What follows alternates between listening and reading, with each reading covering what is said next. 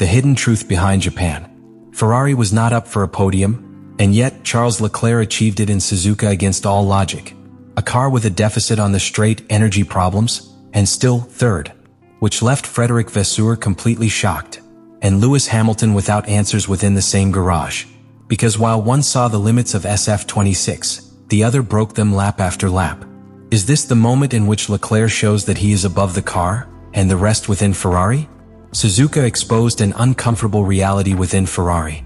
Charles Leclerc started from third position, on a circuit where the SF26 had already shown clear weaknesses in top speed and energy management. It was not a favorable scenario. It was not, in theory, a race to resist, much less to shine. And yet, from the first laps, Leclerc did something different. He placed himself in attacking positions, ran second, and above all, maintained absolute control in a context where any error in the balance of the car directly penalized the deployment of energy on the straight. In this regulation, a simple slip is not a detail, it is losing immediate performance. Here's the key point: Leclerc didn't just avoid those mistakes, he eliminated them.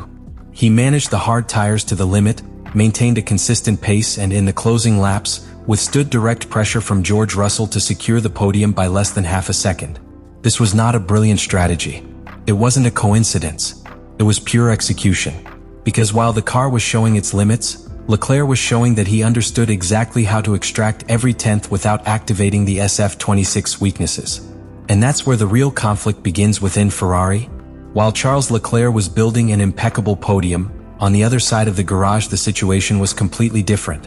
Lewis Hamilton lived a career full of doubts, inexplicable losses in performance, and, above all, a total disconnection with the SF26. The key moment came after the safety car. Hamilton was in a position to fight for the podium, but something changed. The rhythm disappeared. The power on the straight was not there. And the most revealing thing, Leclerc, with the same car, was able to surpass him with relative ease on the track. This is where Ferrari's most serious internal conflict arises at the start of the season. It's not just a difference in results. It is a difference in understanding. Hamilton made it clear after the race. The problem isn't just the lack of speed, it's that the team still doesn't fully understand why the car behaves like this. He spoke of a massive deficit in power, of problems in the deployment of energy, and of a constant feeling of being far, far away from the leaders. And meanwhile, Leclerc ran a perfect race within that same adverse technical context. This contrast did not go unnoticed by Vasseur, because it's no longer about improving the car, it's about understanding why one driver is able to adapt and another is not. And that question, within a team that aspires to win again in Formula One, is much more dangerous than it seems.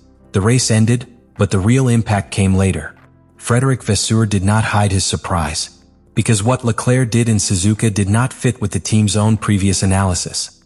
The SF26 was not designed to perform like this on a circuit like Japan, and yet he did it. Days before, Vasseur himself had been clear: the car does not adapt naturally to Leclerc's style. It requires adjustments, changes in mentality, less intuitive driving. But after the podium, the reading changed completely. Leclerc not only adapted, he dominated a car that, in theory, was not made for him. And here appears the real breaking point. Because when a driver is able to perform above the car, it forces the team to rethink everything. Not only development, also technical direction, decisions, and, above all, internal comparisons. Hamilton, meanwhile, left Japan with more doubts than certainties. Without fully understanding the origin of the problems, without being able to replicate the performance of his teammate, and with the feeling that the margin with respect to the leaders is still too big, Ferrari was left with a podium, but also with a much deeper unknown. Because now it is no longer enough to improve the car. Now they need to understand why Leclerc has found something that the rest have not yet seen. And in the midst of the Formula One season's evolution, that discovery could mark the team's destiny. After Japan, Ferrari can no longer look the other way. Because what seemed like a simple isolated result becomes a clear sign of where the team should go.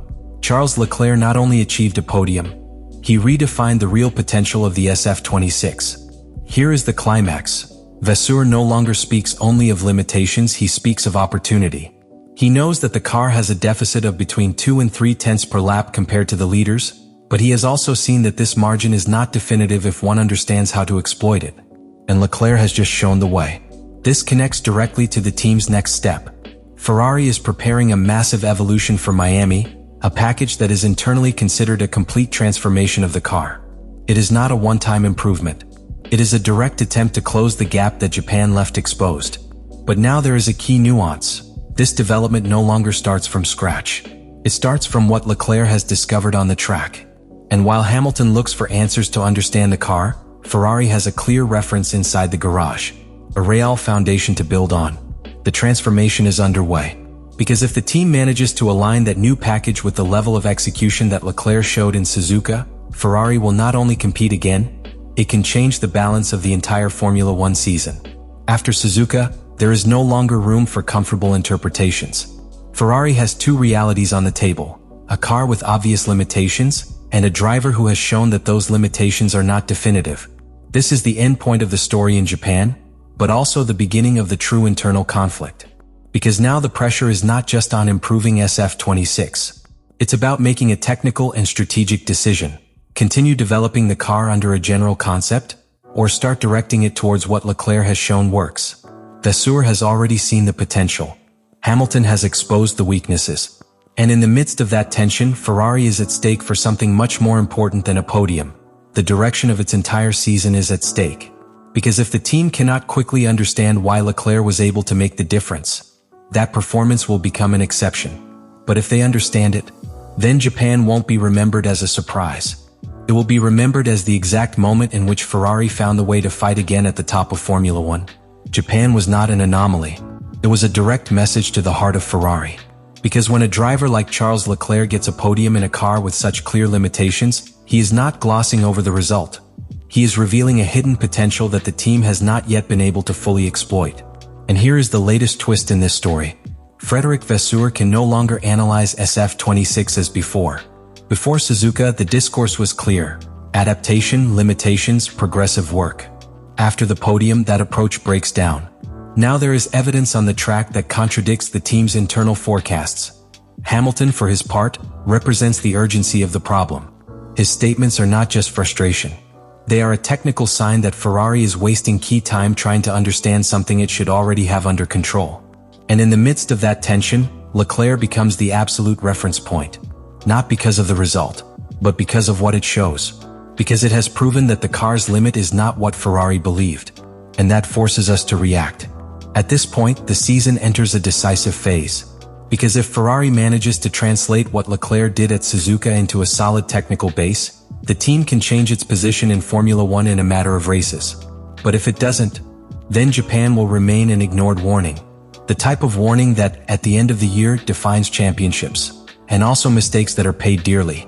Ferrari already has the data, it has the statements, and it has the most important evidence: the track. Because what happened in Japan leaves no room for doubt. Charles Leclerc didn't just outperform the car, he outperformed the entire context of the team on that weekend. And this is where everything becomes more delicate.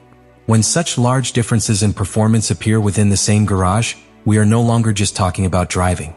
There is talk of technical direction, adaptation to the regulations, and who should direct the development of the car. Vasseur senses it. Hamilton suffers from it.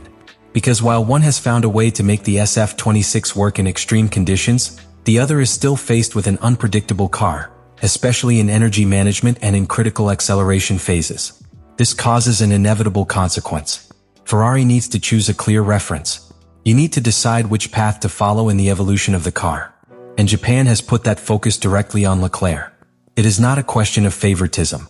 It's a matter of proven performance. Because in Formula One, when a driver finds performance where it should not exist, that driver becomes the basis of the project. And if Ferrari goes that direction, everything can change in the next races. But if you hesitate, then you won't just waste time. You will miss the opportunity that Suzuka exposed in front of the entire paddock. Charles Leclerc's podium is not just a result. It is an internal warning. Because in a limited car, on a circuit that exposes every weakness, a driver appeared capable of changing the ceiling of performance on his own. Frédéric Vasseur understood this after Suzuka. This was not in the plans. It was not the expected scenario. And precisely for that reason it has more impact, because it forces Ferrari to rethink its own diagnosis of the SF26. Lewis Hamilton, on the other hand, reflects the other side of reality. A driver who is still looking for answers, who points out structural problems and who cannot extract the same from the car. And that difference within the same team can no longer be ignored. Here is the real transformation. Ferrari no longer only depends on technical evolutions. It depends on understanding why Leclerc has achieved something that the team itself did not anticipate.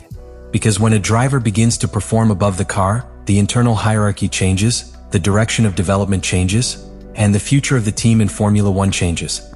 Let me know in the comments what you think about all this.